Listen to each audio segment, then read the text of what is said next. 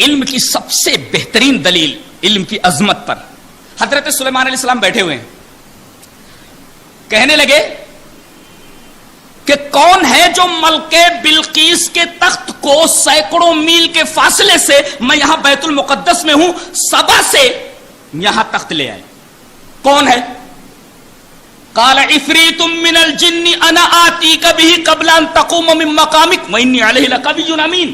ایک جنوں میں کا جو عفریت تھا، اسٹرانگ، عفریت میں ویری اسٹرانگ، بہت زیادہ طاقتور جن کھڑا ہوا کہ انا آتیک بہ قبل ان تقوم من مقامک، آپ اپنی جگہ سے کھڑے نہیں ہوں گے کہ میں تخت لے آؤں گا سینکڑوں میل کے فاصلے سے،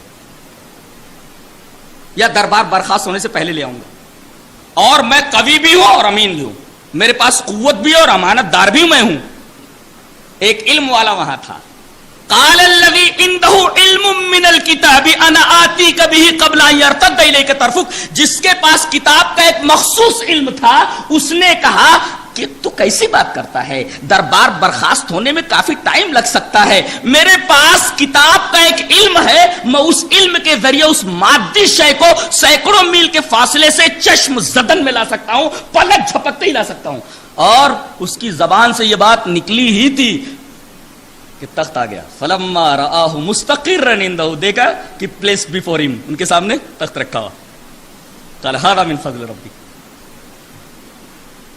آج کہتے ہیں کہ ہم نے جنات کو کنٹرول میں کر رکھا ہے، ہم جنات سے کام لیتے ہیں. یہ کوئی بڑی بات نہیں ہے. جنوں سے زیادہ طاقت علم کے اندر ہے. سوال یہ ہے کہ وہ علم کون سا ہے؟ قرآن نے نہیں بتایا. ڈھونڈو ڈھونڈو، قرآن میں تو سب کچھ ہے، لیکن اتنا ہے کہ وہ کوئی علم تھا. اور اللہ تبارک و تعالیٰ نے یہاں علم کو نکرہ استعمال فرمایا. نکرہ تفخیم کے لیے، نکرہ تفخیم کے لیے ہے، تعظیم کے لیے ہے کہ کوئی بہت عظیم علم تھا.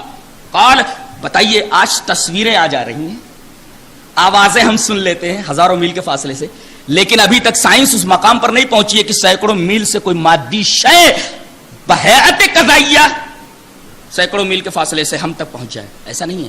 وہاں وہ کون سا علم تھا کتاب کا جس علم کے ذریعے سینکڑوں میل کے فاصلے سے قرآن حکیم کہتا ہے کہ مادی چیز اٹھ کر حضرت سلیمان علیہ السلام کے پاس آ گئی.